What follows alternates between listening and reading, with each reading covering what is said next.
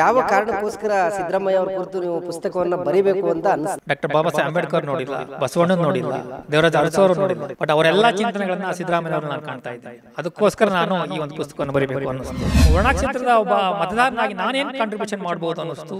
ಅವತ್ತೇ ನಾನು ನಿರ್ಧಾರ ಮಾಡಿದೆ, ಸಾಹೇಬರ ಬಗ್ಗೆ ಒಂದು ಪುಸ್ತಕವನ್ನ ಬರೀಬೇಕು, ಅಕ್ಷರದ ಕಾಣಿಕೆಯ ರೂಪದಲ್ಲಿ ಸಾಹೇಬರಿಗೆ ನೀಡಬೇಕು ಅಂತ ನಾನು ಈ ಪುಸ್ತಕವನ್ನ ಬರೆಯೋದಕ್ಕೆ ಶುರು ಮಾಡಿದೆ. ಈ ಅಭಿನವ ಅರಸು ಅವರ ಕಾರ್ಯಗಳು ನನಗೆ ಬಹಳ ನೆನಪಾಗ್ತಾ ಇದೆ. ಆ ಹೆಸರಿನಲ್ಲಿ ಈಗಲೂ ಸಹ ನಾವು ಸಿದ್ದರಾಮಯ್ಯ ನೋಡ್ತಾ ಇದೀವಿ. ಅದಕ್ಕೋಸ್ಕರ ನಾನು ಅಭಿನವ ಅರಸು ಅಂತ ಪುಸ್ತಕವನ್ನ ಬರೀಬೇಕು ಅಂತ ನಿರ್ಧಾರ ಮಾಡಿದೆ. ಕ್ಷೇತ್ರದ ಜನತೆಗೆ ಸೂರ್ಯಚಂದ್ರ ಇರೋ ತನಕ ನೆನೆಸ್ಕೊಳ್ತಕ್ಕಂತ ಒಂದು ನೀರಾವರಿ ಕ್ರಾಂತಿನೂ ಕೂಡ ಅವ್ರು ಮಾಡಿದ್ದಾರೆ. ಅದೇನಾದ್ರೂ ಪುಸ್ತಕದಲ್ಲಿ ಉಲ್ಲೇಖ ಆಗಿದೆ ಸರ್? ಹೌದು ಸರ್, ನಾನು ಇಲ್ಲಿ ಒಂದು ಭಾಗವನ್ನ ವರ್ಣನಾಲೆ ಹರಿಕಾರ ಅಂತ ಮೆನ್ಷನ್ ಮಾಡಿದ್ದೆ. ವರ್ಣನಾಲೆಯನ್ನು ಹುಟ್ಟು ಹಾಕ್ತವ್ರಂತವ್ರು ದೇವರಾಜ ಅರಸು, ಬಟ್ ಅದನ್ನ ಕಾರ್ಯರೂಪಕ್ಕೆ ತಂದು ಯೋಜನೆ ಇವತ್ತು ಫಲಾಫಲ ಮಾಡಿದಂತವರು ನಮ್ಮ ಸಿದ್ದರಾಮಯ್ಯ. ಬಾಲ್ಯದಿಂದ ವ್ಯವಸ್ಥೆಯಿಂದ ಹಿಡಿದು ಗ್ಯಾರಂಟಿ ಯೋಜನೆ ಅನೌನ್ಸ್ ಮಾಡೋವರೆಗೂ ಸಹ ನನ್ನ ಪುಸ್ತಕದಲ್ಲಿ ಎಲ್ಲ ಅಂಶಗಳಿವೆ. ಸಿಎಂ ಸರ್ ಹೋದ್ರೂ ಪರವಾಗಿಲ್ಲ, ಆ ಜಿಲ್ಲೆಗೆ ಎಂಟಿರ್ತಕ್ಕಂಥ ಶಾಪನ ತೊಳಿಬೇಕು ಅಂತ ಹೇಳಿ ಹೋದ್ರು. ಇದು ಎಷ್ಟು ರಾಜಕಾರಣಿಗಳಲ್ಲಿ ಬರ್ಲಿಕ್ಕೆ ಸಾಧ್ಯ? ಯಾಕಂದ್ರೆ ಸಿದ್ದರಾಮಯ್ಯ ಯಾವತ್ತೂ ಮೊಡ್ಡೆ ಬೆಲೆ ಕೊಟ್ಟವರೆಲ್ಲ.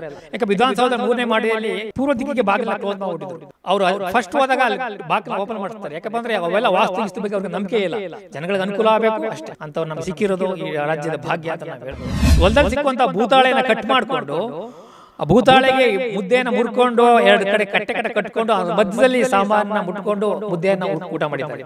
ಅಂತ ಭೂತಾಳೆಯಲ್ಲಿ ಊಟ ಮಾಡಿದಂತವ್ರು ಇವತ್ತು ರಾಜ್ಯದ ಮುಖ್ಯಮಂತ್ರಿ ಆಗಿರೋದು ನಮ್ಮೆಲ್ಲರ ಹೆಮ್ಮೆ ಅಂತ ಹೇಳ್ಬೋದು. ತೃಪ್ತಿ ಕೊಟ್ಟಂತಹ ಒಂದು ಪೇಜ್ ಅಥವಾ ಒಂದು ಘಟನೆ, ಒಂದು ವಿಚಾರ ಯಾವುದು ಅಂತ ಹೇಳಿ? ಪ್ರತಿಯೊಂದು ಎಲ್ಲರಿಗೂ ವಾಸ್ತು ಅದು ಸಿದ್ದರಾಮಯ್ಯ ಅವರು ಸಹ ವಾಸ್ತುವನ್ನ ಧಿಕ್ಕರಿಸಿ ಒಂದು ಆಡಳಿತ ನೀಡ್ತಾ ಇರೋದು ಬಹಳ ಖುಷಿ ಕೊಟ್ಟಿದೆ ಸರ್.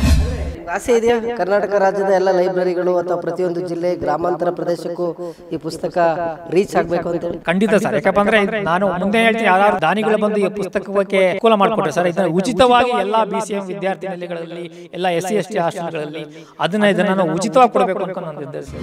ಸಿದ್ದರಾಮಯ್ಯ ಅವ್ರದ ಆಸ್ತಿ ಎಷ್ಟು ಮಾಡ್ಕೊಂಡಿದ್ದಾರೆ, ಅದನ್ನ ಏನಾದ್ರು ಉಲ್ಲೇಖ ಮಾಡಿದೀರಾ ಅಂತ? ಬಟ್ ಕಾಟೂಲಿರೋ ಜಮೀನನ್ನ ಉಲ್ಲೇಖ ಮಾಡಿ, ಅದು ರಾಕೇಶ್ ಅವರು ಇಷ್ಟಪಟ್ಟು ತಗೊಂಡಿರೋಂತ ಜಮೀನು ಅಂತ ಸರ್. ಅದು ಬಿಟ್ರೆ ಸಿದ್ದರಾಮಯ್ಯ ಸಾಹೇಬ್ ಬೇರೆ ಯಾವುದೇ ರೀತಿ ಮೊದಲ 5 ವರ್ಷ ರಾಜ್ಯದ ಮುಖ್ಯಮಂತ್ರಿ ಆಗಿದ್ರು ಕೂಡ ಮೈಸೂರಿನಲ್ಲಿ ಸ್ವಂತ ಮನೆಯಿಂದನೇ 5 ವರ್ಷ CM ಸ್ಥಾನವನ್ನ ನಡೆಸಿದ್ರಲ್ಲ, ಈ ವಿಚಾರ ಉಲ್ಲೇಖ ಆಗಿದೆ ಅಂತ? ಸ್ವಂತ ಆಸ್ತಿ ಅನ್ನೋದು ಯಾವುದು ಇಲ್ವೇ ಇಲ್ಲ ಸರ್. ಅವ್ರಿಗೆ ಜನಗಳೇ ಆಸ್ತಿ ಮಾಡಬೇಕು ಅನ್ನೋದಿಲ್ಲ, ಅವ್ರನ್ನ ಜನಸೇವೆ ಮಾಡಬೇಕು ಅನ್ನೋದೇ ಒಂದೇ ಒಂದು ಧ್ಯೇಯ. ರಾಜ್ಯದಲ್ಲಿ 2ನೇ ಬಾರಿಗೆ ಮುಖ್ಯಮಂತ್ರಿಯಾಗಿ ದೇವರಾಜ ಅರಸುರವರ ಸಾಲಿನಲ್ಲೇ ಸಾಕ್ತಿರ್ತಕ್ಕಂಥ ಅಹಿಂದ ನಾಯಕ ಭಾಗ್ಯರಾಮಯ್ಯ ಅವರ ಕುರಿತು ಮೈಸೂರಿನ ಅವರ ಅಭಿಮಾನಿಯೊಬ್ಬರು ಈಗ ಮತ್ತೊಂದು ಪುಸ್ತಕವನ್ನು ಬರೆದಿದ್ದಾರೆ, ಅಭಿನವ ಅರಸು ಅಂತೇಳಿ. ಅಂದರೆ ಅರಸು ಅವರ ಒಂದು ಕಾರ್ಯವೈಖರಿಯಲ್ಲಿ ನಾವು ಸಿದ್ದರಾಮಯ್ಯ ಅವರ ಕೆಲಸದಲ್ಲಿ ಅರಸುರವ್ರನ್ನ ಕಾಣ್ತಾ ಇದ್ದೀವಿ ಅನ್ನೋ ಒಂದು ಪರಿಕಲ್ಪನೆಯಲ್ಲಿ ಈ ಪುಸ್ತಕ ಈಗಾಗಲೇ ರಿಲೀಸ್ ಆಗಿದೆ. ಇದ್ರ ಕುರಿತು ಸಾಕಷ್ಟು ಹಿರಿಯರು, ಪ್ರಗತಿಪರ ಚಿಂತಕರು, ಕವಿಗಳು ಎಲ್ಲರೂ ಸೇರಿ ಈ ಪುಸ್ತಕದ ಕುರಿತು ಪರಸ್ಪರ ಅವಲೋಕನ ಮಾಡ್ತಕ್ಕಂಥ ಕಾರ್ಯಕ್ರಮ ಕೂಡ ಇಲ್ಲಿ ಈಗಾಗಲೇ ಸಿದ್ಧವಾಗಿದೆ. ಯಾಕಂದರೆ ಡಾಕ್ಟರ್ ಮಹೇಶ್ ದಳಪತಿರವರು ಸಿದ್ದರಾಮಯ್ಯ ಅವರ ಕುರಿತು ಅಭಿನವ ಅರಸು ಅನ್ನೋ ಒಂದು ಪುಸ್ತಕವನ್ನು ಬರೆದಿದ್ದಾರೆ. ಸೊ ಇವರು ಕೂಡ ವರ್ಣ ಕ್ಷೇತ್ರದಲ್ಲಾದರೂ ಇವರ ತಂದೆಯ ಕಾಲದಿಂದ ಅತ್ಯಂತ ಚಿಕ್ಕ ವಯಸ್ಸಿನಲ್ಲಿ ಸಿದ್ದರಾಮಯ್ಯ ಅವರ ಪೊಲಿಟಿಕಲ್ ಜರ್ನಿಯನ್ನು ತುಂಬ ಹತ್ತಿರದಿಂದ ನೋಡಿದವರು. ಸೊ ಸಾಕಷ್ಟು ವಿಚಾರಗಳು ಸಿದ್ದರಾಮಯ್ಯ ಅವರ ಬಗ್ಗೆ ಸಾರ್ವಜನಿಕವಾಗಿ ಗೊತ್ತೇ ಇರೋದಿಲ್ಲ, ಅಂತಹ ರೋಚಕ ವಿಚಾರಗಳು ಕೂಡ ಈ ಒಂದು ಪುಸ್ತಕದಲ್ಲಿ ದಾಖಲಾಗಿದೆ ಅನ್ನೋ ಒಂದು ಮಾಹಿತಿ ಕೂಡ ಇದೆ. ಸೊ ಖುದ್ದು ಮಾತಾಡಲಿಕ್ಕೆ ಪುಸ್ತಕದ ಕರ್ತರು ಆದಂತಹ ಮಹೇಶ್ ದಳಪತಿ ಅವರು ನಮ್ಮೊಟ್ಟಿದ್ದಾರೆ. ಸರ್ ನಮಸ್ಕಾರ. ಯಾವ ಕಾರಣಕ್ಕೋಸ್ಕರ ಸಿದ್ದರಾಮಯ್ಯ ಅವ್ರ ಕುರಿತು ನೀವು ಪುಸ್ತಕವನ್ನು ಬರೀಬೇಕು ಅಂತ ಅನ್ನಿಸ್ತು ಸರ್? ಸರ್, ನಾನು ಚಿಕ್ಕಂದಿನಿಂದ ಸಹ ಒಂದು ಸಿದ್ದರಾಮಯ್ಯನವರ ಸಿದ್ಧಾಂತಗಳ ಬಗ್ಗೆ ಹೆಚ್ಚು ಒಲವನ್ನು ಹೊಂದಿರೋದು. ಯಾಕಪ್ಪ ಅಂದರೆ ನಾನು ಡಾಕ್ಟರ್ ಬಾಬಾ ಸಾಹೇಬ್ ಅಂಬೇಡ್ಕರ್ ನೋಡಿಲ್ಲ, ಬಸವಣ್ಣನ ನೋಡಿಲ್ಲ, ದೇವರಾಜ ಅರಸು ಅವರು ನೋಡಿಲ್ಲ, ಬಟ್ ಅವರೆಲ್ಲ ಚಿಂತನೆಗಳನ್ನು ಸಿದ್ದರಾಮಯ್ಯನವರು ನಾನು ಕಾಣ್ತಾ ಇದ್ದೀನಿ. ಅದಕ್ಕೋಸ್ಕರ ನಾನು ಈ ಒಂದು ಪುಸ್ತಕವನ್ನು ಬರೀಬೇಕು ಅನ್ನಿಸ್ತು. ಮತ್ತು ನಾನು ವಿದ್ಯಾರ್ಥಿ ದಶೆಯಲ್ಲಿದ್ದಾಗಲೂ ಸಹ ನಾನು ಅಹಿಂದ ಚಳುವಳಿಗಳಲ್ಲಿ ಹಾಸನ ಆಗ್ಬೋದು, ತುಮಕೂರು ಆಗುವಂಥ ಕಾರ್ಯಕ್ರಮಗಳನ್ನು ಭಾಗವಹಿಸಿದ್ದೆ. ಅದಕ್ಕಿಂತ ಹೆಚ್ಚಾಗಿ ಕಳೆದ ಬಾರಿ ನಡೆದಂತಹ ದಾವಣಗೆರೆಯಲ್ಲಿ ನಡೆದಂತಹ ಸಿದ್ದರಾಮೋತ್ಸವ, ಆ ಕಾರ್ಯಕ್ರಮದಲ್ಲಿ ಭಾಗವಹಿಸಿ ಇಡೀ ಒಬ್ಬ ರಾಜಕೀಯ ವ್ಯಕ್ತಿಯ ಹುಟ್ಟುಹಬ್ಬಕ್ಕೆ ಸೇರಿದಂಥ ಸುಮಾರು 15 ಲಕ್ಷಕ್ಕಿಂತ ಹೆಚ್ಚು ಜನ ಸೇರಿತ್ತು. ಅಂಥ ಜನಸಾಗರವನ್ನು ಕಂಡುಬಿಟ್ಟು ನನಗೆ ಅಲ್ಲೇ ಒಂದು ಪ್ರತಿಜ್ಞೆ ಮಾಡಿದೆ, ಇಷ್ಟೆಲ್ಲ ಜನ ಕರ್ನಾಟಕದ ಮೂಲೆಯಿಂದ ಬಂದಿದ್ದಾರೆ, ಇವ್ರಿಗೆ ನನ್ನ ಕ್ಷೇತ್ರದ, ನಾನು ವರ್ಣ ಕ್ಷೇತ್ರದ ಒಬ್ಬ ಮತದಾರನಾಗಿ ನಾನೇನು ಕಾಂಟ್ರಿಬ್ಯೂಷನ್ ಮಾಡ್ಬೋದು ಅನ್ನಿಸ್ತು. ಅವತ್ತೇ ನಾನು ನಿರ್ಧಾರ ಮಾಡಿದೆ, ಈ ಸಾಹೇಬ್ರ ಬಗ್ಗೆ ಒಂದು ಪುಸ್ತಕವನ್ನು ಬರೀಬೇಕು, ಅಕ್ಷರದ ಕಾಣಿಕೆಯನ್ನೆಲ್ಲ ರೂಪದಲ್ಲಿ ಸಾಹೇಬ್ರಿಗೆ ನೀಡಬೇಕು ಅಂತ ನಾನು ಈ ಪುಸ್ತಕವನ್ನು ಬರೆಯೋದಕ್ಕೆ ಶುರು ಮಾಡಿದೆ ಸರ್. ಅಂದರೆ ನೀವು ದಾವಣಗೆರೆಯಲ್ಲಿ ಸಿದ್ದರಾಮೋತ್ಸವ ನೋಡಿದಾಗ ಸಿದ್ದರಾಮಯ್ಯನವ್ರನ್ನ ಇಷ್ಟೊಂದು ಜನ ಪ್ರೀತಿ ಮಾಡ್ತಾರೆ, ನಾವು ವರ್ಣದವರು, ಹಾಗಾದರೆ ನಾವು ವರ್ಣದ ಮತದಾರರಾಗಿ ನಮ್ಮ ಸಿದ್ದರಾಮಯ್ಯನವ್ರಿಗೆ ನಾವೇನಾದ್ರು ಕೊಡುಗೆ ಕೊಡಬೇಕು ಅಂತೇಳಿ ಅಲ್ಲೇ ಡಿಸೈಡ್ ಮಾಡಿ ಹೆಸರು ಇಟ್ಬಿಟ್ರೆ ಪುಸ್ತಕಕ್ಕೆ ಹೇಗೆ ಅಂತ? ಹೌದು ಸರ್, ಯಾಕಪ್ಪ ಅಂದರೆ ಇಡೀ ಬೇರೆ ಬೇರೆ ಭಾಗದಿಂದ ಪುಸ್ತಕಗಳು ಈಗಾಗಲೇ ಸಿದ್ದರಾಮಯ್ಯ ಬಗ್ಗೆ ಬಂದಿದೆ. ಬಟ್ ವರುಣಾ ಕ್ಷೇತ್ರದ ನಾನು ಮತದಾರನಾಗಿ ನಾನು ಮೊಟ್ಟ ಮೊದಲ ಒಂದು ಇದು ಪ್ರಯತ್ನವನ್ನು ಮಾಡಿದೆ. ಈ ಅಭಿನವ್ ಅರಸು ಅವರ ಕಾರ್ಯಗಳು ನನಗೆ ಬಹಳ ನೆನಪಾಗ್ತಾ ಇದೆ. ಆ ಹೆಸರಿನಲ್ಲಿ ಈಗಲೂ ಸಹ ನಾವು ಸಿದ್ದರಾಮಯ್ಯ ನೋಡ್ತಾ ಇದ್ದೀವಿ. ಅದಕ್ಕೋಸ್ಕರ ನಾನು ಅಭಿನವ್ ಅರಸು ಅಂತ ಪುಸ್ತಕವನ್ನು ಬರೀಬೇಕು ಅಂತ ನಿರ್ಧಾರ ಮಾಡಿದೆ. ಸಿದ್ದರಾಮಯ್ಯನವ್ರ ಕುರಿತು ಅನ್ನರಾಮಯ್ಯ, ಭಾಗ್ಯರಾಮಯ್ಯ ಅಂತೆಲ್ಲ ಬಂದಿದೆ. ನೀವು ವರ್ಣದರು, ವರ್ಣರಾಮಯ್ಯ ಅಂತ ಯಾವಾಗ ಬರೀತೀರ? ನಾನು ಏನಕ್ಕೆ ಪ್ರಶ್ನೆ ಕೇಳ್ತೀನಿ ಅಂದರೆ, ಚಾಮುಂಡೇಶ್ವರಿ ವಿಧಾನಸಭಾ ಕ್ಷೇತ್ರದ ವ್ಯಾಪ್ತಿಯಲ್ಲಿ ವರ್ಣ ಚಾನಲ್ ಹೋಗಲಿಲ್ಲ ಅಂತ ಹೇಳಿದರೆ ಎಲ್ಲ ಹುಳ್ಳಿಕಾಳು ಬೇರೆ ಬೇರೆ ಥರದ ಒಂದು ಡ್ರೈ ಲ್ಯಾಂಡಲ್ಲಿ ಬೆಳೀತಾಯಿದ್ರು. ಇವತ್ತು ಇಡೀ ಕ್ಷೇತ್ರ ಹಸಿರಾಗಿದೆ, ತುಂಬ ಚೆನ್ನಾಗಿ ಕೃಷಿ ಮಾಡ್ತಾಯಿದ್ದೀರಾ, ಭತ್ತಗಳನ್ನು ಬೆಳೀತಾ ಇದ್ದೀರಾ. ಸಿದ್ದರಾಮಯ್ಯರು ಕೇವಲ ಅನ್ನಭಾಗ್ಯವನ್ನು ಕೊಟ್ಟಿದ್ದಾರೆ ಅಥವಾ ಬೇರೆ ಬೇರೆ ಕೊಟ್ಟಿದ್ದಾರೆ ಅನ್ನೋದ್ರ ಜೊತೆಗೆ ಕ್ಷೇತ್ರದ ಜನತೆಗೆ ಸೂರ್ಯಚಂದ್ರ ಇರೋ ತನಕ ನೆನೆಸ್ಕೊಳ್ತಕ್ಕಂತಹ ಒಂದು ನೀರಾವರಿ ಕ್ರಾಂತಿನೂ ಕೂಡ ಅವ್ರು ಮಾಡಿದ್ದಾರೆ. ಅದೇನಾದರೂ ಪುಸ್ತಕದಲ್ಲಿ ಉಲ್ಲೇಖ ಆಗಿದೆಯಾ ಸರ್? ಹೌದು ಸರ್, ನಾನಿಲ್ಲಿ ಒಂದು ಭಾಗವನ್ನು ವರ್ಣಾನಾಲೆ ಹರಿಕಾರ ಅಂತ ಮೆನ್ಷನ್ ಮಾಡಿದ್ದೀನಿ. ಆ ಭಾಗದಲ್ಲಿ ಯಾಕಪ್ಪ ಅಂದರೆ ಇದಕ್ಕೆ ವರ್ಣಾನಾಲೆಯನ್ನು ಹುಟ್ಟು ಹಾಕ್ತವ್ರಂಥವ್ರು ದೇವರಾಜ ಅರಸು ಅವರು. ಬಟ್ ಅದನ್ನು ಕಾರ್ಯರೂಪಕ್ಕೆ ತಂದು ಯೋಜನೆಯನ್ನು ಇವತ್ತು ಫಲಾನುಭವಿ ಮಾಡಿದಂಥವ್ರು ನಮ್ಮ ಸಿದ್ದರಾಮಯ್ಯನವರು. ಯಾಕೆಪ್ಪ ಅಂದರೆ ನೀವು ಹೇಳ್ದಂಗೆ ಹಿಂದೆ ಅಲ್ಲಿ ಹುಳ್ಳಿಕಾಳು ಬೆಳೀತಾಯಿದ್ರು, ಬಂಜರು ಭೂಮಿ. ಅಂಥ ಭೂಮಿಗೆ ಒಂದು ಹಸಿರನ್ನು ಮಳೆ ಮಾತು ಖುಷ್ಕಿ ಅಂಥ ಒಂದು ಭೂಮಿಗೆ ಇವತ್ತು ಒಂದು ತರಿ ಭೂಮಿ ಅಂತ ಮಾಡಿದಂಥ ಕೀರ್ತಿ ನಮ್ಮ ಸಿದ್ದರಾಮಯ್ಯವರು ಸಲ್ಲುತ್ತೆ ಸರ್. ಖಂಡಿತ ಸರ್, ಖಂಡಿತ. ಈಗ ಅದಕ್ಕೂ ಇವ್ರನ್ನ 2006 ನಡೆದಂಥ ಉಪಚುನಾವಣೆ, ಚಾಮುಂಡೇಶ್ವರಿ ಉಪಚುನಾವಣೆ ಕೈ ಹಿಡಿದಿದ್ದೇ ವರ್ಣನಾಲೆ. ಅಷ್ಟೊಂದು ಭಾಳ ಅಧಿಕಾರದಲ್ಲಿದ್ದಂಥ ಕುಮಾರಸ್ವಾಮಿ ಅವ್ರದ್ದು, ಯಡಿಯೂರಪ್ಪನವರು ಅಷ್ಟೊಂದು ಪ್ರಬಲ ಪೈಪೋಟಿ ನೀಡಿ ಸಿದ್ದರಾಮಯ್ಯ ಸಾಹೇಬ್ರನ್ನ ಸೋಲಿಸಬೇಕು ಅಂತ ಹಳ್ಳಿಗೂ ಸಹ ಮೂಲೆಗೂ ಹೋಗಿ 15 ತಿಂಗಳ ಇಲ್ಲೇ ಠಿಕಾಣಿ ಹುಡ್ಕೊಂಡು ದೇವೇಗೌಡರೆಲ್ಲ ಠಿಕಾಣಿ ಹುಡಿದ್ರು ಸಹ ಸಿದ್ದರಾಮಯ್ಯನವರ ಜನ ಕೈ ಹಿಡಿದಿದ್ದು ಯಾಕಪ್ಪ ಅಂದರೆ ವರ್ಣನಾಲೆ. ಜಾತ್ಯತೀತವಾಗಿ ಎಲ್ಲ ಜನಾಂಗಗಳು ಸಹ ಸಿದ್ದರಾಮಯ್ಯಗೆ ಸಪೋರ್ಟ್ ಮಾಡಿದ್ರು. ಅದರಿಂದಲೇ ಅವರಿಗೆ ರಾಜಕೀಯ ಒಂದು ಪುನರ್ಜನ್ಮ ಸಿಕ್ತು ಅಂತ ನಾವು ಹೇಳ್ಬೋದು ಸರ್. ವರ್ಣನಾಲೆಯನ್ನು ಅವ್ರನ್ನ ಕೈ ಹಿಡಿದಿದೆ ಅಂತ ನಾವು ಹೇಳ್ಬೋದು. ಹೌದು, ಖಂಡಿತ ಸರ್. ಈಗ ಯಾಕಂದರೆ ವರ್ಣನಾಲೆ ಬಹುತೇಕವಾಗಿ ಲಿಂಗಾಯತರಿಗೆ ಹೆಚ್ಚು ಅಲ್ಲಿನ ಫಲಾನುಭವಿಗಳು. ಅವ್ರಿಗೆ ಮೊದಲನೇ ಒಂದು ಆದ್ಯತೆ ಅಲ್ಲಿ ಸಿಕ್ಕಿದೆ ವರ್ಣನಾಲಯ. ಇವಾಗಲೂ ಸಹ ಅವ್ರು ಈಗಲೂ ನೆನ್ಕೋತಾ ಇದ್ದಾರೆ ಕೆಲವರೆಲ್ಲ. ಹೌದು ಸರ್, ಈಗಲೂ ಸಹ ವರ್ಣನಾಲೆ ಹರಿಕಾರ ಅಂತ ಸಿದ್ದರಾಮಯ್ಯನ ಪೂಜಿಸ್ತಾ ಇದ್ದಾರೆ ಸರ್. ಖಂಡಿತ ಸರ್, ಅದನ್ನೇ ಉಲ್ಲೇಖ ಮಾಡಿದ್ದೀನಿ. ವರ್ಣನಾಲೆ ಹರಿಕಾರ ಅಂತ ಒಂದು ಅಧ್ಯಯನ ಮಾಡಿ ಅದರ ಬಗ್ಗೆ ಪೂರ್ಣ ವಿವರಣೆ ನಾನು ಕೊಟ್ಟಿದ್ದೀನಿ ಸರ್. ಯಾಕಂದರೆ ಇಡೀ ಮೈಸೂರನ್ನೇ ಒಂದು ಸರ್ಕಲ್ ಹಾಕಿದೆ ಅದು. ಬೆಂಗಳೂರಿನ ರಸ್ತೆ ಮತ್ತು ಈ ಕಡೆ ನಂಜನಗೂಡು ರಸ್ತೆ, ಎರಡೂ ರಸ್ತೆಯಲ್ಲೂ ಸಹ ಸಿದ್ದರಾಮಯ್ಯ ಒಬ್ರು ಇಲ್ಲದೇ ಇದ್ದರೆ ಆ ನಾಲೆ ಖಂಡಿತ ಆಗ್ತಾನಿಲ್ಲ. ಅಷ್ಟು ದೊಡ್ಡ ಕೋಟ್ಯಾಂತರ ರೂಪಾಯಿ ಖರ್ಚು ಮಾಡಿ ಇಡೀ ಒಂದು ರಸ್ತೆ ಮೇಲೆ ಸೇತುವೆಯನ್ನು ನಿರ್ಮಾಣ ಮಾಡಿಕೊಂಡು ಇಡೀ ಚಾಮುಂಡೇಶ್ವರಿ ಕ್ಷೇತ್ರದ ಮೂಲೆಗೂ ಸಹ ವರ್ಣನಾಲೆ ನೀರು ತಲುಪಿದೆ ಸರ್. ಹೌದು ಸರ್, ಪ್ರಾರಂಭದಲ್ಲಿ ವರ್ಣನಾಲೆಗೆ ಮಂಡ್ಯದವರು ವಿರೋಧ ವ್ಯಕ್ತಪಡಿಸಿದ್ರು. ತೂಬನ್ನು ಮುಚ್ಚಿಬಿಟ್ಟಿದ್ರು. ಇವರು ಆ ಟೈಮಲ್ಲಿ ಮಂಡ್ಯದ ಜಿಲ್ಲಾ ಉಸ್ತುವಾರಿ ಸಚಿವರಾದಂಥ ಜಯರಾಮ್ ಅವರಿದ್ದರು. ಅವ್ರ ಜೊತೆಯಲ್ಲಿ ಹೋಗಿ ಸಿದ್ದರಾಮಯ್ಯರ ಮಾತುಕತೆ ಮಾಡಿ ಅಲ್ಲಿನ ಜನ ಅವ್ರನ್ನೆಲ್ಲ ಮನವೊಲಿಸಿ, ಯಾಕಪ್ಪ ಅಂದರೆ ಇದು ನಿಮ್ಮ ಮಂಡ್ಯ ಒಂದೇ ಅಲ್ಲ, ಇನ್ನೂ ಹಲವಾರು ಜನ ಬಾಯಾರಿಕೆಯನ್ನು ದಣಿದಿದ್ದಾರೆ, ಅವ್ರಿಗೂ ಸಹ ನೀರು ಸಿಕ್ಕಲಿ, ಅಲ್ಲೂ ಸಹ ಎಲ್ಲ ಜಾತಿ ಒಕ್ಕಲಿಗರಿದ್ದಾರೆ, ಲಿಂಗಾಯತರಿದ್ದಾರೆ, ಬೇರೆ ಬೇರೆ ಜನಾಂಗಗಳಿದೆ, ಅವರೆಲ್ಲರಿಗೂ ಅನುಕೂಲ ಆಗಲಿ ಅಂತ ಅವ್ರನ್ನ ಮನವೊಲಿಸಿ ಆ ತೂಬಲೆಯ ಮಣ್ಣನ್ನು ಮುಚ್ಚಾಕಿರೋದನ್ನ ತೆಗಿಸಿ ಆ ನೀರನ್ನು ಇದು ಮಾಡೋದು ಕೆಲಸವನ್ನು ಪ್ರಾರಂಭಿಸಿದ್ರು ಸರ್. ಹೌದು, ವರ್ಣದ ಭಗೀರಥ ಅಂತ ಹೇಳೋದು ತಪ್ಪಾಗಲಾರದು ಸರ್. ಹೌದು, ನೀವು ಹೇಳ್ತಾ ಇದ್ರಿ ಈಗ ಸಿದ್ದರಾಮಯ್ಯ ಅವರ ಕುರಿತು ಪುಸ್ತಕವನ್ನು ಬರೀಬೇಕಾದ್ರೆ ನೀವು ತುಂಬ ಡೆಪ್ತ್ ಹೋಗ್ಬೇಕತ್ತೆ, ಸಾಕಷ್ಟು ಸತ್ಯಗಳನ್ನು ಹೇಳ್ಬೇಕಾಗ್ತದೆ. ಅವರ ಬಾಲ್ಯ, ಅವರ ವಿದ್ಯಾಭ್ಯಾಸ, ಅವರ ಪೊಲಿಟಿಕಲ್ ಜರ್ನಿ ಮತ್ತು ಈಗ ಪೀಕಲ್ಲಿದ್ದಾರೆ.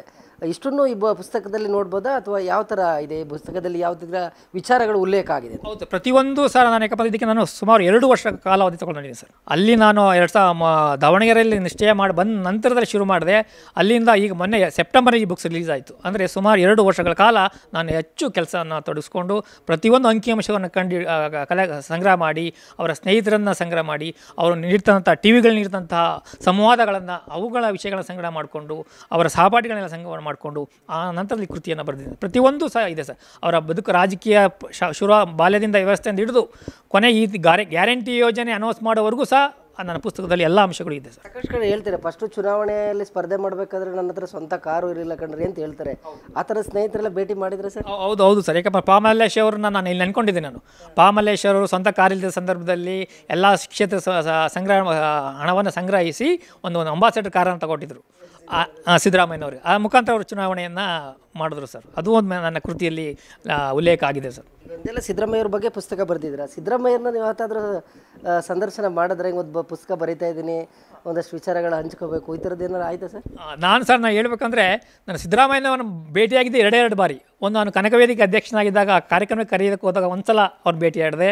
ಮತ್ತು ಈ ಪುಸ್ತಕ ಬಿಡುಗಡೆ ಆದಾಗ ಮಾತ್ರ ಅವ್ರು ಭೇಟಿಯಾಗಿರೋದು. ಯಾಕಂದರೆ ನೇರ ಮುಖಾಮುಖಿಯಾಗಿ, ಅದುವರೆಗೂ ಸಹ ನಾನು ಸಾಹೇಬ್ರ ಜೊತೆಯಲ್ಲಿ ನಾನು ನೇರವಾಗಿ ಮುಖಾಮುಖಿ ಭೇಟಿಯಾಗಿಲ್ಲ. ಆದರೂ ಸಹ ಅವರ ಬಗ್ಗೆ ಅಭಿಮಾನ ಇಟ್ಕೊಂಡು ಅವ್ರು ಯಾರ್ಯಾರು ಸಹಪಾಠಿಗೆ ಅವ್ರನ್ನೆಲ್ಲ ಅವರಿಂದ ಮಾಹಿತಿಯನ್ನು ಪಡ್ಕೊಂಡು ಈ ಕೃತಿಯನ್ನು ಬರೆದಿದ್ದೀನಿ ಸರ್. ನಾನು ಕೃತಿ ಬಿಡುಗಡೆ ಆಯಿತು, ಈಗ ಪುಸ್ತಕ ಅಂತೂ ಓದಿರ್ತಾರೆ, ಒಂದು 3 ಪೇಜ್ 4 ಪೇಜ್ ಓದಿರ್ತಾರೆ ಆ ವೇದಿಕೆ ಮೇಲೆ, ಆ ಟೈಮ್ ಗ್ಯಾಪಲ್ಲಿ.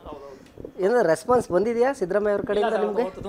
ತುಂಬ ಅದು ಹಿಂದುಳಿದ BCM ವಿದ್ಯಾರ್ಥಿಗಳ ಸಂಘ ಉದ್ಘಾಟನೆ ಕಾರ್ಯಕ್ರಮದಲ್ಲಿ ಪುಸ್ತಕ ಬಿಡುಗಡೆ ಆಯಿತು. ತುಂಬ ಒತ್ತಡದಲ್ಲಿದ್ದರು. ಮತ್ತು ಆದಾಗ ಹೆಚ್ಚು ನಮಗೆ ಪ್ರತಿಕ್ರಿಯೆ ನೀಡಲಿಲ್ಲ. ಮುಂದೆ ಒಂದು ದಿನಗಳಲ್ಲಿ ಅವ್ರು ನಮಗೆ ಸಿಕ್ಕಿದಾಗ ಖಂಡಿತ ಮಾತಾಡಿಸ್ತಾರೆ ಸರ್. ಬೇರೆ ಇನ್ನೇನೇನು ಉಲ್ಲೇಖ ಆಗಿದೆ ಸರ್? ಈಗ ನೀವು ಹೇಳಿದ್ರಿ ಒಂದೆರಡು ಮೂರು ವಿಚಾರಗಳಿದ್ರಿ. ಈಗ ಸಿದ್ದರಾಮಯ್ಯನವರು ಅಂದರೆ ಇಡೀ ರಾಜ್ಯದ ಜನಕ್ಕೆ ಗೊತ್ತಿದೆ. ಅದನ್ನು ಹೊರತಾಗಿ ಈ ಪುಸ್ತಕದಲ್ಲಿ ಏನನ್ನು ತಿಳ್ಕೊಳ್ಳಿಕ್ಕೆ ಸಾಧ್ಯ ನಾನೊಬ್ಬ ಓದಿಗನಾಗಿ ಅಂತೇಳಿ? ಸರ್, ನಾವು ಹೇಳಿದ ಇಡೀ ಭಾರತದಲ್ಲೇ ಅತಿ ಹೆಚ್ಚು ಬಜೆಟ್ ಮಂಡಿಸಿದ ದಾಖಲೆ 2ನೇ ಸ್ಥಾನದಲ್ಲಿ ಸಿದ್ದರಾಮಯ್ಯ ಪಡ್ಕೊಳ್ತಾರೆ. ಮೊದಲನೇ ಸ್ಥಾನ ಗುಜರಾತ್ನ ವಜುಭಾಯಿ ವಾಲಾ ಅವರು 18 ಬಾರಿ ಬಜೆಟ್ ಮಂಡಿಸಿದ್ದಾರೆ ಸರ್, ಇಡೀ ಇಂಡಿಯಾದಲ್ಲಿ ದಾಖಲೆ. ಆ ನಂತರದಲ್ಲಿ ಸಿದ್ದರಾಮಯ್ಯ ಕರ್ನಾಟಕದಲ್ಲಿ 13 ಬಾರಿ ರಾಮಕೃಷ್ಣ ಹೆಗಡೆ ಮಂಡಿಸಿದ್ರು. ಆ ನಂತರ ಸಿದ್ದರಾಮಯ್ಯ 15 ಬಾರಿ ಬಜೆಟ್ ಮಂಡಿಸಿದ್ದಾರೆ ಸರ್. ಅವರು 12,000 ಶುರು ಮಾಡಿದಂಥ 12,000 ಕೋಟಿ ಶುರು ಮಾಡಿದಂಥ ಬಜೆಟ್ ಇವತ್ತು 3 ಲಕ್ಷ ಕೋಟಿ ದಾಟಿದೆ ಸರ್. 15 ಬಜೆಟನ್ನು ಒಳ್ಳೆ ಜನಪರ ಬಜೆಟ್, ಅದರಲ್ಲೂ ಸಹ ಜನಪರ ಬಜೆಟನ್ನು ಎಲ್ಲ ದಮನಿತರಿಗೆ, ದಲಿತರಿಗೆ, ಹಿಂದುಳಿದವರಿಗೆ, ಜಾತ್ಯತೀತವಾಗಿ ಎಲ್ರಿಗೂ ಸಹ ಉಪಯುಕ್ತವಾದಂಥ ಬಜೆಟ್ಗಳನ್ನ ಅವ್ರು ನೀಡಿದ್ದಾರೆ ಸರ್. ಅದೊಂದು ವಿಶೇಷ ಇದೆ ಸರ್. ಮತ್ತು ಸರ್, ಅವರು ಚಾಮರಾಜನಗರಕ್ಕೆ ಎಲ್ಲರೂ ಸಹ ಯಾರೂ ಹೋಗ್ತಾ ಇರಲಿಲ್ಲ. ಸಿದ್ದರಾಮಯ್ಯ ಸಹ 15ಕ್ಕೂ ಹೆಚ್ಚು ಬಾರಿ ಚಾಮರಾಜನಗರ ಭೇಟಿ ಕೊಟ್ಟಿದ್ದಾರೆ. ಆದರೂ CM ಉಳ್ಕೊಂಡಿದ್ದಾರೆ. ಮೌಢ್ಯಕ್ಕೆ ಒಬ್ಬ ರಾಜ್ಯದ ಮುಖ್ಯಮಂತ್ರಿಯಾಗಿ ಮೌಢ್ಯ ಮತ್ತು ಈ ಸಾಮಾಜಿಕ ವ್ಯವಸ್ಥೆಯ ವಿರುದ್ಧ ಗಟ್ಟಿ ಧ್ವನಿಯನ್ನೇ ಎತ್ತಿದ್ರು. ನಾನು CM ಸರ್ ಹೋದ್ರೂ ಪರವಾಗಿಲ್ಲ, ಆ ಜಿಲ್ಲೆಗೆ ಅಂಟಿರ್ತಕ್ಕಂಥ ಶಾಪನ ತೊಳಿಬೇಕು ಅಂತೇಳಿ ಹೋದರು. ಇದು ಎಷ್ಟು ರಾಜಕಾರಣಿಗಳಲ್ಲಿ ಬರಲಿಕ್ಕೆ ಸಾಧ್ಯ ಅಂತ? ಖಂಡಿತ. ಯಾಕಂತಾರೆ ಎಲ್ಲರೂ ಸಹ ಅಧಿಕಾರಕ್ಕೆ ಅಂಟ್ಕೊಂಡಿರ್ತಾರೆ. ಸಿದ್ದರಾಮಯ್ಯರು ಅಧಿಕಾರಕ್ಕೆ ಅಂಟ್ಕೊಂಡಿಲ್ಲ. ಅದಕ್ಕೆ ಸಿದ್ದರಾಮಯ್ಯ ಹೊರತಾಗಿ ಸರ್ ಅವ್ರು ಯಾರೂ ಅಧಿಕಾರಕ್ಕೆ ಅಂಟ್ಕೊಂಡಿಲ್ಲ. ಫಸ್ಟ್ ನನಗೆ ಜನಗೆ ಒಳಿತಾಗಬೇಕು. ಅದಕ್ಕೆ ಸಹ ಒಂದು ಅಲ್ಲಿ ಮೆನ್ಷನ್ ಮಾಡಿದ್ದೀರಿ, ವಾಸ್ತು ಮೀರಿದ ರಾಮಯ್ಯ ಅಂತ ಒಂದು ಅಧ್ಯಯನ ಮಾಡಿದ್ದೀನಿ. ಮತ್ತು ಮೌಢ್ಯಗಳನ್ನು ಮೀರಿದ ರಾಮಯ್ಯ ಅಂತ ಮಾಡಿದ್ದೀನಿ. ಯಾಕಪ್ಪ ಅಂದರೆ ಸಿದ್ದರಾಮಯ್ಯ ಯಾವತ್ತೂ ಮೌಢ್ಯಕ್ಕೆ ಬೆಲೆ ಕೊಟ್ಟವರೆಲ್ಲ. ಯಾಕೆ ವಿಧಾನಸೌಧ 3ನೇ ಮಹಡಿಯಲ್ಲಿ ಪೂರ್ವ ದಿಕ್ಕಿಗೆ ಬಾಗಿಲನ್ನ ಕ್ಲೋಸ್ ಮಾಡಿಬಿಟ್ಟಿದ್ರು. ಅವರು ಫಸ್ಟ್ ಹೋದಾಗ ಅಲ್ಲಿ ಬಾಗಿಲನ್ನ ಓಪನ್ ಮಾಡಿಸ್ತಾರೆ. ಯಾಕಪ್ಪ ಅಂದರೆ ಅವೆಲ್ಲ ವಾಸ್ತುಗಿಸ್ತು ಬಗ್ಗೆ ಅವ್ರಿಗೆ ನಂಬಿಕೆ ಇಲ್ಲ. ಜನಗಳಿಗೆ ಅನುಕೂಲ ಆಗಬೇಕು ಅಷ್ಟೇ. ಅದು ಅವ್ರಿಗೆ ಒಂದು ನಮ್ಮ ದೊಡ್ಡ ಒಂದು ಇದು ಸರ್. ಅದು ಅಂಥವ್ರು ನಮಗೆ ಸಿಕ್ಕಿರೋದು ಈ ರಾಜ್ಯದ ಭಾಗ್ಯ ಅಂತ ನಾವು ಹೇಳ್ಬೋದು. ಅವರ ವಿದ್ಯಾಭ್ಯಾಸ ಅಥವಾ ಅವರು ಇಲ್ಲಿ ಕೋಟೆಯಲ್ಲಿದ್ದಾಗ CM ಆದಮೇಲೆ ಅಜ್ಜಿ ಹತ್ತ ಕಡಲೆಕಾಯಿ ತೊಗೊಂಡಿದ್ರು, ಆಮೇಲೆ ಸಾಲ ತೀರಿಸ್ಬೇಕಣಯ್ಯ ಅಂತೇಳಿ ಅದು ತುಂಬ ಹಾಸ್ಯವಾಗಿರುತ್ತೆ ಒಂದು ವಿಚಾರಗಳು ಕೇಳಿದಾಗ. ಬಟ್ ಅಷ್ಟೇ ಗಂಭೀರವಾಗಿ ಮಾತಾಡ್ತಾರೆ ಅವರು. ಯಾಕಂದ್ರೆ ಹೆಮ್ಮೆ ಆಗುತ್ತೆ. ಯಾಕಂದರೆ ಸರ್ ಒಂದು ಉಲ್ಲೇಖ ಮಾಡಿದ್ದೀನಿ. ಸಿದ್ದರಾಮಯ್ಯ ಸಾಹೇಬರು ಅವರು ವ್ಯವಸಾಯದಲ್ಲೂ ಸ್ವಲ್ಪ ದಿನ ತೊಡಸ್ಕೋತಾರೆ. ಹೊಲ ಉತ್ತಿದ್ದಾರೆ. ಹೊಲ ಉತ್ಬೇಕಾದ್ರೆ ಮಧ್ಯಾಹ್ನ ಟೈಮ್ ಯಾರು ಹೊಲಕ್ಕೆ ತಟ್ಟೆ ತಗೊಂಡು ಹೋಗ್ತಾನಿಲ್ಲ. ಅವ್ರ ತಂದೆಯವರು ಅನ್ನಕ್ಕೆ ಬುಟ್ಟಿ ಒಳಗೆ ಅನ್ನ ಸಾಂಬಾರೆಲ್ಲ ಮುದ್ದೆ ಹಾಕ್ಕೊಂಡು ಸಾಂಬಾರು ತಗೊಂಡು ಬುಟ್ಟಿಲಿ ಹೊತ್ಕೊಂಡು ಹೋಗ್ತಾ ಇರ್ತಾರೆ. ಅವಾಗ ಇನ್ನೂ ಜಮೀನುಗಳಿಗೆ ತಟ್ಟೆ ತಗೊಂಡು ಹೋಗ್ತಾನಿಲ್ಲ.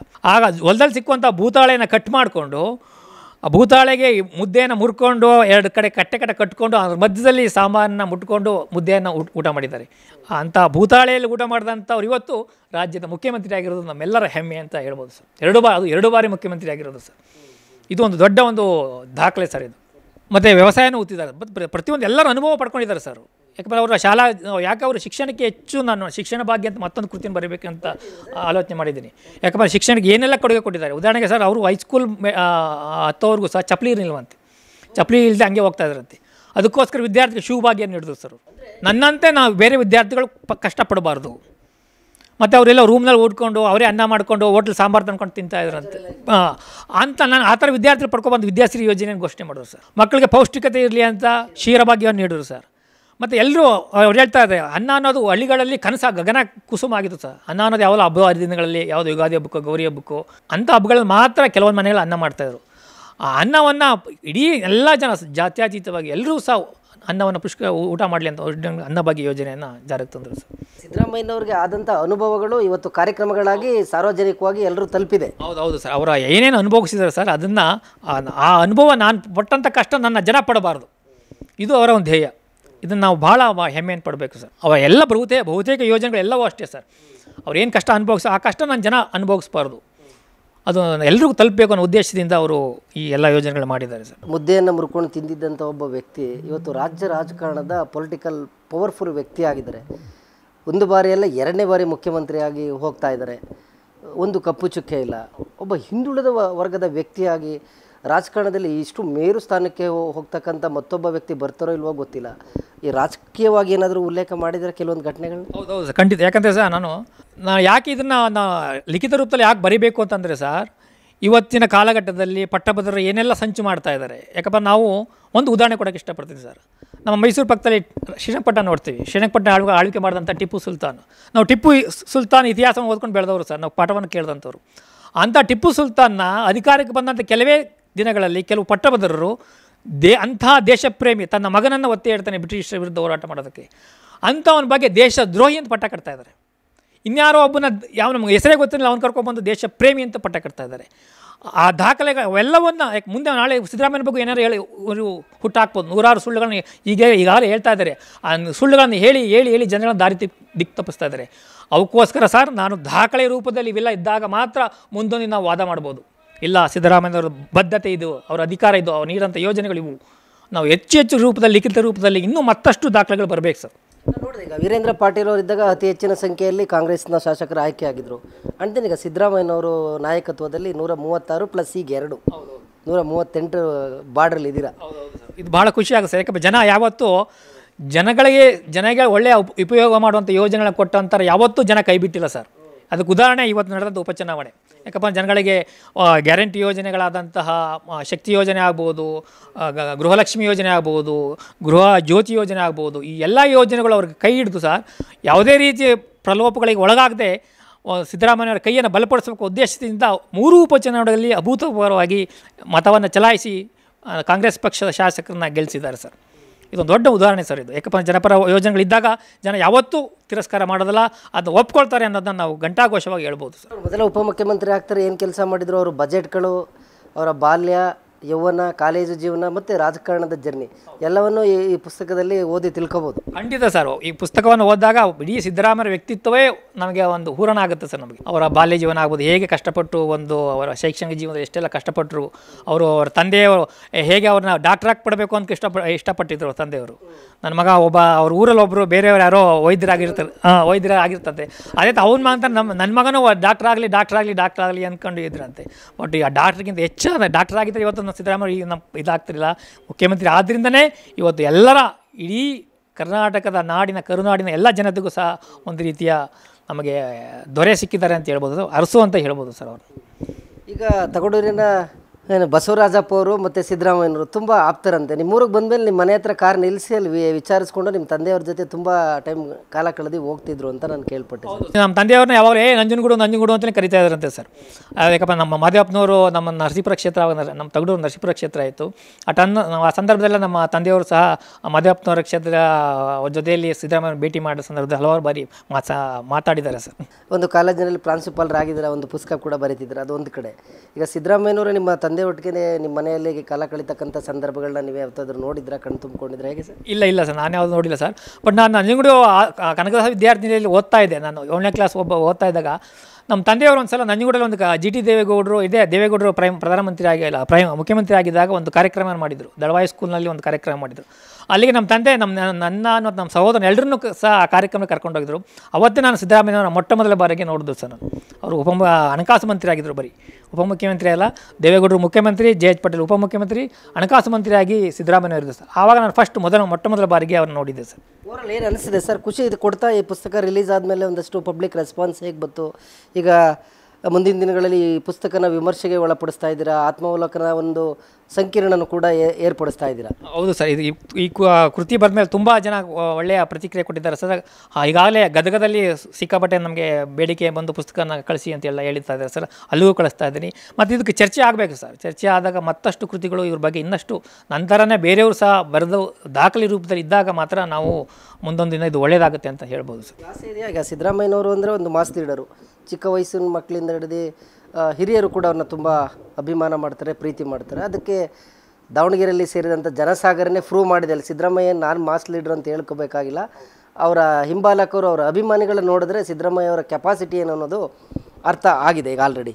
ಸೊ ಅಂತಹ ವ್ಯಕ್ತಿಯ ಬಗ್ಗೆ ನೀವು ಒಂದು ಪುಸ್ತಕವನ್ನು ಬರೆದಿದ್ರೆ ಇಷ್ಟೊಂದೆಲ್ಲ ವಿಚಾರಗಳ ಚರ್ಚೆ ಆಗೋ ಸಂದರ್ಭದಲ್ಲಿ ನಿಮಗೆ ತೃಪ್ತಿ ಕೊಟ್ಟಂತಹ ಒಂದು ಪೇಜ್ ಅಥವಾ ಒಂದು ಘಟನೆ, ಒಂದು ವಿಚಾರ ಯಾವುದು ಅಂತೇಳಿ? ತುಂಬ, ಯಾಕಂದರೆ ಪುಸ್ತಕದ ಸರ್ ನಾನು ಪ್ರತಿಯೊಂದು ಸಹ ನಾನು ಭಾಳ ಇಷ್ಟಪಟ್ಟು ಬರೆದಿದ್ದೀನಿ. ಯಾವುದೂ ಇಲ್ಲ ಸರ್. ಅದರಲ್ಲಿ ನನಗೆ ವಾಸ್ತು ಮೀರಿದ ರಾಮಾಯ ಇದೆಯಲ್ಲ ಸರ್, ಅದು ಭಾಳ ನನಗೆ ಖುಷಿ ಕೊಡ್ತು ಸರ್. ಯಾಕಪ್ಪ ಇವತ್ತು ಬಹುತೇಕ ವಿದ್ಯಾವಂತರೇ ವಾಸ್ತು ಜೋತು ಬೀಳ್ತಾ ಇದ್ದೀವಿ ನಾವು. ಹೌದು, ಯಾಕಂದರೆ ನಾವು ಪ್ರತಿಯೊಂದು ಎಲ್ಲರಿಗೂ ವಾಸ್ತು ಅಂತೀವಿ. ಅದು ಸಿದ್ದರಾಮಯ್ಯನವರು ಸಹ ವಾಸ್ತುವನ್ನು ಧಿಕ್ಕರಿಸಿ ಒಂದು ಆಡಳಿತ ನೀಡ್ತಾ ಇರೋದು ಭಾಳ ಖುಷಿ ಕೊಟ್ಟಿದೆ ಸರ್. ನನಗೆ ಒಬ್ಬ ರೈಟರಾಗಿ ಸರ್ ಭಾಳ ಖುಷಿ ಕೊಟ್ಟಿದೆ ಸರ್. ಮೌಢ್ಯಗಳು ಯಾವತ್ತೂ ಜೋತು ಬಿದ್ದಿಲ್ಲ ಸರ್. ಅದು ನಾನು ಭಾಳ ಇಷ್ಟಪಡ್ತೀನಿ ಸರ್. ಆ ವಿಷಯಗಳನ್ನ ಭಾಳ ಖುಷಿಯಿಂದ ಬರೆದಿದ್ದೀನಿ ಸರ್ ಅದು. ಅಂದರೆ ನಿಮ್ಗೆ ಆಸೆ ಇದೆಯಾ ಕರ್ನಾಟಕ ರಾಜ್ಯದ ಎಲ್ಲ ಲೈಬ್ರರಿಗಳು ಅಥವಾ ಪ್ರತಿಯೊಂದು ಜಿಲ್ಲೆ ಗ್ರಾಮಾಂತರ ಪ್ರದೇಶಕ್ಕೂ ಈ ಪುಸ್ತಕ ರೀಚ್ ಆಗಬೇಕು ಅಂತೇಳಿ? ಹೌದು ಸರ್, ಖಂಡಿತ ಸರ್. ಯಾಕಪ್ಪ ಅಂದರೆ ನಾನು ಮುಂದೆ ಹೇಳ್ತೀನಿ, ಯಾರು ದಾನಿಗಳು ಬಂದು ಈ ಪುಸ್ತಕಕ್ಕೆ ಅನುಕೂಲ ಮಾಡಿಕೊಟ್ರೆ ಸರ್, ಇದನ್ನು ಉಚಿತವಾಗಿ ಎಲ್ಲ BCM ವಿದ್ಯಾರ್ಥಿ ನಿಲಯಗಳಲ್ಲಿ, ಎಲ್ಲ SC/ST ಹಾಸ್ಟೆಲ್ಗಳಲ್ಲಿ ಇದನ್ನು ನಾನು ಉಚಿತವಾಗಿ ಕೊಡಬೇಕು ಅನ್ಕೊಂಡು ನಾನು ನಿರ್ಧರಿಸಿದ್ದೀನಿ ಸರ್. ಹೌದು ಸರ್, ಯಾಕಂದ್ರೆ ಗೊತ್ತಾಗಬೇಕು ಸರ್, ನಮ್ಮ ವಿದ್ಯಾರ್ಥಿಗಳಿಗೆ ಇವತ್ತು ಬೇಗ ಬೇರೆ ಬೇರೆ ಸುಳ್ಳು ಸುದ್ದಿಗಳನ್ನ ಹಬ್ಬಿಸಿ ಮರಳು ಮಾಡ್ತಾ ಇದ್ದಾರೆ.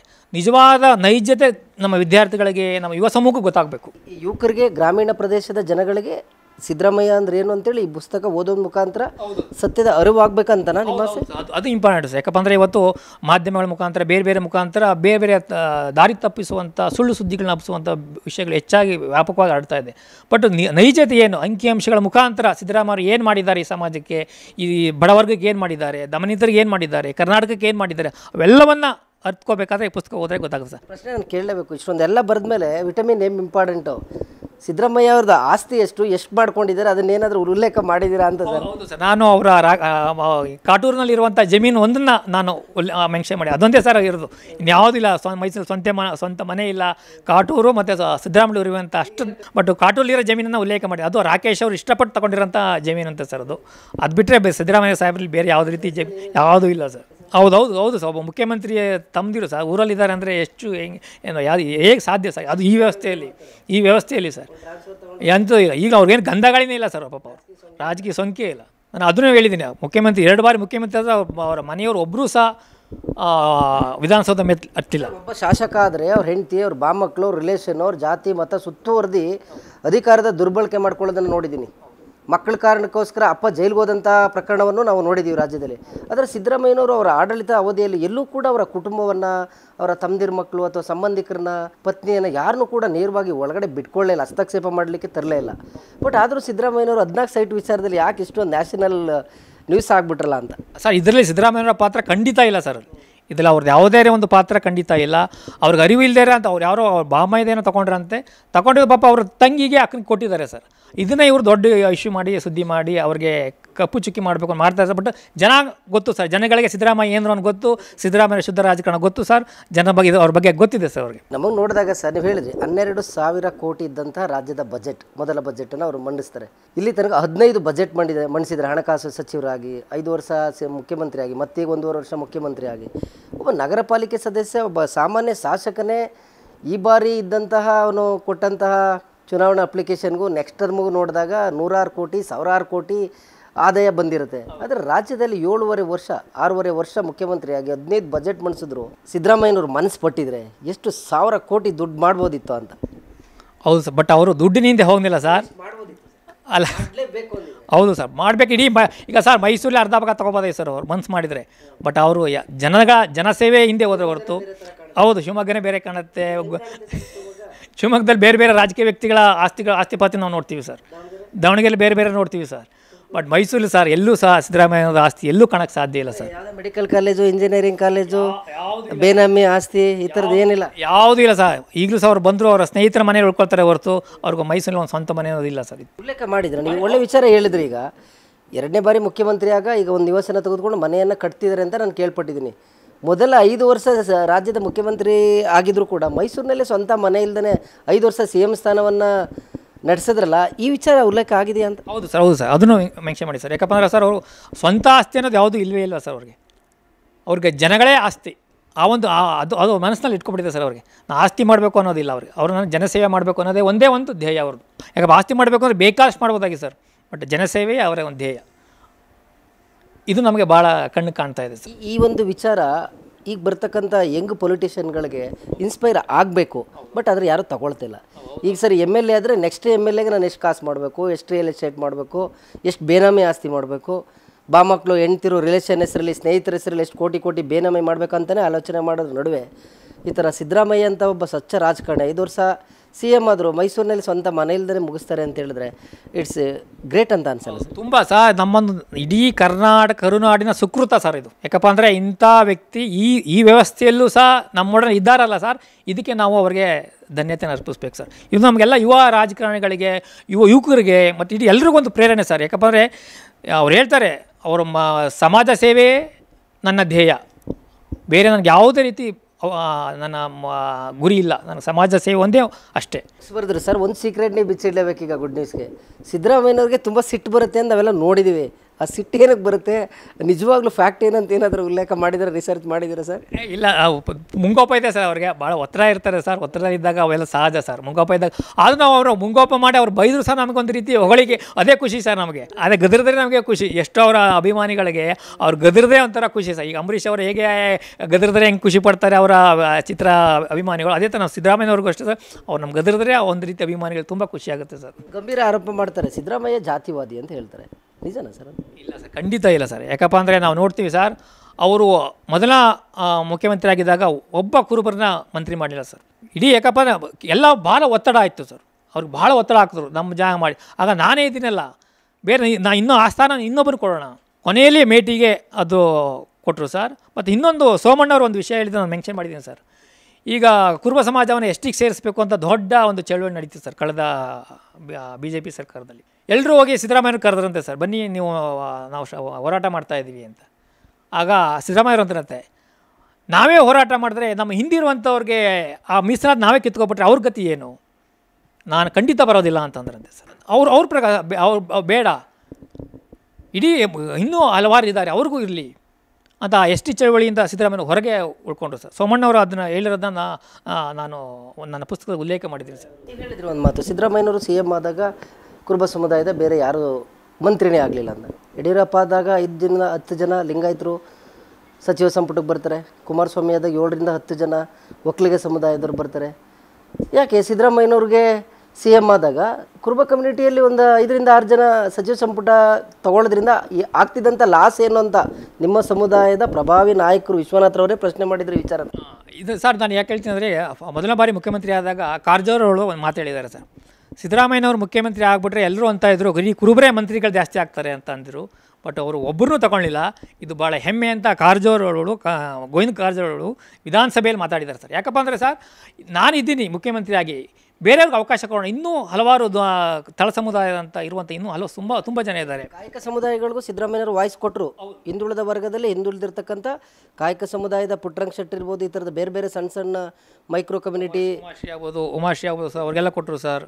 ತುಂಬ ಆಂಜನೇಯರು ಕೊಟ್ಟರು ಸರ್. ತುಂಬ ಮತ್ತು ಸರ್ ಅವರು ನೋಡಿ, ಪ್ರಮುಖವಾದ ಖಾತೆಗಳೆಲ್ಲವೂ ಸಹ ಇದುವರೆಗೂ ಸಹ ದೊಡ್ಡ ದೊಡ್ಡ ಬಲಾಢ್ಯರ ಕೈಯಲ್ಲಿತ್ತು ಸರ್. ಸಿದ್ದರಾಮಯ್ಯವರು ಮುಖ್ಯಮಂತ್ರಿ ಆದ ನಂತರದಲ್ಲಿ ಕಂದಾಯ ಖಾತೆಯನ್ನು ಶ್ರೀನಿವಾಸ ಪ್ರಸಾದ್ ಅವರು ಕೊಟ್ಟರು ಸರ್. ಲೋಕೋಪಯೋಗಿ ಸಚಿವನ SC ಮಾದೇವಪ್ಪನವರು ಕೊಟ್ಟರು ಸರ್. ಹೀಗೆ ಪ್ರಮುಖವಾಗಿರೋಂಥ ಖಾತೆಗಳನ್ನು ಹಿಂದುಳಿದವರಿಗೆ, ದಲಿತರಿಗೆ, ಮುಸ್ಲಿಮ್ಸ್ಗೆ ಕೊಟ್ಟಿದ್ದಾರೆ ಸರ್. ಇದು ನೋಡಿದಾಗ ನಾವು ಅವ್ರನ್ನ ಜಾತಿವಾದಿ ಅಂತ ಹೇಳೋಕ್ಕಾಗುತ್ತೆ ಸರ್. ಅವರು ಜಾತ್ಯತೀತವಾದಿಗಳು ಸರ್. ಬುಕ್ಸನ್ನ ಬರೀಬೇಕು ಅಂತ ಹೊರಟ ಮೇಲೆ ಸಾಕಷ್ಟು ಹೊಸ ಅನುಭವಗಳು ನಿಮ್ಗೆ ಆಗ್ಬಿಟ್ಟಿದೆ. ಹೌದು ಸರ್. ನನಗೆ ಅವ್ರು ಹೋಗ್ತಾ ಸರ್, ನಾನು ಒಂದು ರೀತಿ ಹೇಳ್ಕೊಳಕ್ಕಾಗ್ತಾಯಿಲ್ಲ ಸರ್. ತುಂಬ ಅವ್ರ ಬಗ್ಗೆ ಇನ್ನೂ ಹೆಮ್ಮೆ ಇಮ್ಮಡಿಯಾಗಿದೆ ಸರ್. ನಾನು ಇಂಥ ಬುಕ್ಸ್ ಬರೆದಕ್ಕೂ ಸಾರ್ಥಕ ಆಯಿತು ಇಷ್ಟೆಲ್ಲ ವಿಷಯದ. ಯಾಕಂದ್ರೆ ಅಧ್ಯಯನ ಮಾಡ್ತಾ ಇನ್ನೂ ಬರಿಬೇಕು ಅನಿಸ್ತಾ ಇದೆ ಸರ್. ನೆಕ್ಸ್ಟ್ ಯಾವ ಬುಕ್ಸ್ ಬರ್ತಿದೆ ಸರ್ ನಿಮ್ಮ ಸಿದ್ದರಾಮಯ್ಯ ಅವ್ರ ಕುರಿತು ನಿಮ್ಮ ಬರವಣಿಗೆ ಮೂಲಕ? ಸರ್, ಶಿಕ್ಷಣ ಭಾಗ್ಯ ಅಂತ ನಾನು ಶಿಕ್ಷಣ ಕ್ಷೇತ್ರದಲ್ಲಿ ಕೆಲಸ ಮಾಡೋದ್ರಿಂದ ಶಿಕ್ಷಣ ಕ್ಷೇತ್ರಕ್ಕೆ ಸಿದ್ದರಾಮಯ್ಯ ನೀಡುವಂಥ ಕೊಡುಗೆಗಳನ್ನು ಸಂಗ್ರಹಿಸಿಕೊಂಡು ಅದ್ರ ಬಗ್ಗೆ ಒಂದು ಶಿಕ್ಷಣ ಭಾಗ್ಯ ಅಂತ ಒಂದು ಕೃತಿಯನ್ನು ಈಗಾಗಲೇ ಅದು ಮುದ್ರಣಕ್ಕೆ ರೆಡಿಯಾಗಿದೆ ಸರ್. ಹೌದು. ಅದಕ್ಕಾದರೂ ಟೈಮ್ ಕೇಳ್ತೀರಾ ಸಿದ್ದರಾಮಯ್ಯನವ್ರಿಗೆ? ಖಂಡಿತ ಸರ್, ಖಂಡಿತ ಕೇಳ್ತೀನಿ ಸರ್. ಬಂದರೆ ತುಂಬ ಖುಷಿ ಆಗುತ್ತೆ. ಇಲ್ಲಾಂದರೆ ನನಗೇನಿಲ್ಲ ಸರ್, ನನ್ನ ಕೆಲಸ ನಾನು ಮಾಡ್ತಾಯಿದ್ದೀನಿ ಸರ್. ಏನಿದೆ, ನಂಗೆ ಸಿದ್ದರಾಮಯ್ಯ ಅಭಿಮಾನಿಯಾಗಿ ಒಬ್ಬ ಸಾಮಾನ್ಯ ಪ್ರಜೆಯಾಗಿ ಜನಗಳಿಗೆ ಸರಿಯಾದ ಮಾಹಿತಿ ತಲುಪಬೇಕು ಸರ್. ಇದು ನನ್ನ ಒಂದು ಉದ್ದೇಶ. ಪುಸ್ತಕವನ್ನೇನಾದರೂ ಪುಸ್ತಕ ಪ್ರಾಧಿಕಾರಕ್ಕೆ ಅರ್ಜಿ ಕೊಟ್ಟು ಇದು ಎಲ್ಲ ಗ್ರಂಥಾಲಯಗಳಿಗೆ ತಲುಪಬೇಕು, ಗ್ರಾಮೀಣ ಪ್ರದೇಶಕ್ಕೂ ತಲುಪಬೇಕು ಅನ್ನೋ ಕನಸು ನಿಮಗಿದೆ ಅಂತೇಳಿ? ಖಂಡಿತ ಸರ್. ಯಾಕಂದರೆ ಈಗ ಈಗ ವಿಷಯ ಗೊತ್ತಾಗಬೇಕಲ್ಲ ಸರ್ ಎಲ್ರಿಗೂ ಪುಸ್ತಕದ ಮುಖಾಂತರ ಓದಿದಾಗ ಒಂದು ಮಾಹಿತಿ ರವಾನೆ ಆಗುತ್ತೆ. ಆ ದೃಷ್ಟಿಯಲ್ಲೂ ಸಹ ನಾನು ಈಗಾಗಲೇ ಗ್ರಂಥಾಲಯ ಇಲಾಖೆಯನ್ನು ಸಂಪರ್ಕ ಮಾಡಿ ಅದರ ಬಗ್ಗೆ ಅರ್ಜಿ ಸಲ್ಲಿಸಿ ಇಡೀ ಕರ್ನಾಟಕದ ಎಲ್ಲ ಗ್ರಂಥಾಲಯಗಳಿಗೂ ಇದು ಓದಿದ್ರೆ ಇನ್ನೂ ಒಳ್ಳೆಯದಾಗುತ್ತೆ ಸರ್. ಸಿದ್ದರಾಮಯ್ಯನವರು ಕರ್ನಾಟಕ ಕಂಡಂಥ ಒಬ್ಬ ಅದ್ವಿತೀಯ ಪ್ರಾಮಾಣಿಕ ರಾಜಕಾರಣಿ ಸರ್. ಅವ್ರನ್ನ ನಾವೆಲ್ಲರೂ ಸಹ ಕೈ ಬಲಪಡಿಸೋಣ. ನೋಡಿದ್ರಲ್ಲ ವೀಕ್ಷಕರೇ, ಇದಿಷ್ಟು ಡಾಕ್ಟರ್ ಮಹೇಶ್ ದಳಪತಿರವರ ಮನದಾಳದ ಮಾತು. ಅಭಿನವ ಅರಸು ಅಂತೇಳಿ ಈ ಒಂದು ಪುಸ್ತಕಕ್ಕೆ ಹೆಸರನ್ನು ಇಡ್ತಾರೆ. ಯಾಕಂದರೆ ಹಿಂದುಳಿದ ವರ್ಗದಲ್ಲೇ 5 ವರ್ಷವನ್ನು ಪೂರ್ಣ ಮಾಡಿದಂಥ ದೇವರಾಜು ಅರಸುರವರ ಬಳಿಕ ಈಗ ಸಿದ್ದರಾಮಯ್ಯ ಅವರ ಪೊಲಿಟಿಕಲ್ ಜರ್ನಿ ಮುಂದುವರೆದಿದೆ. ಅಂದರೆ ದೇವರಾಜು ಅರಸು ಇದ್ದಂಥ ಸಂದರ್ಭದಲ್ಲಿ ಉಳುವವನೇ ಭೂಮಿಗೆ ಒಡೆಯ ಅಂತ ಮಾಡಿಲ್ಲ ಅಂದರೆ ಇವತ್ತು ಕೂಡ ಜೀತ ಪದ್ಧತಿ ಜೀವಂತವಾಗಿರ್ತಾಯಿತ್ತು. ನಾವೆಲ್ಲ ಕೂಡ ಸ್ವಾಭಿಮಾನದ ಬದುಕನ್ನು ಕಟ್ಕೊಂಡಿದ್ದೀವಿ.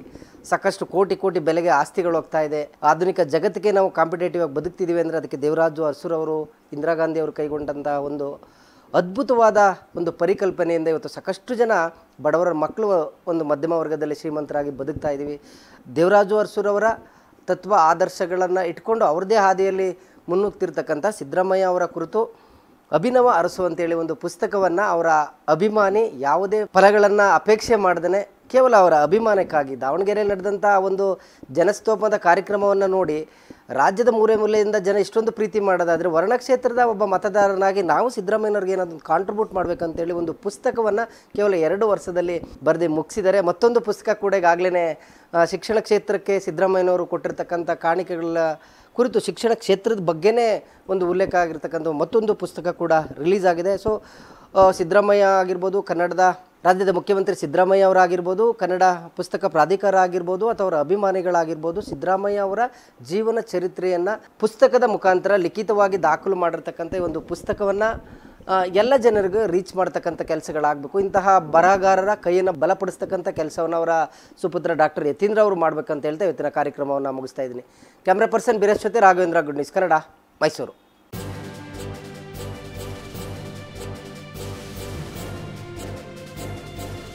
ಇದು ಮಾನವೀಯ ಸಂದೇಶದ ಜನವಾಹಿನಿ.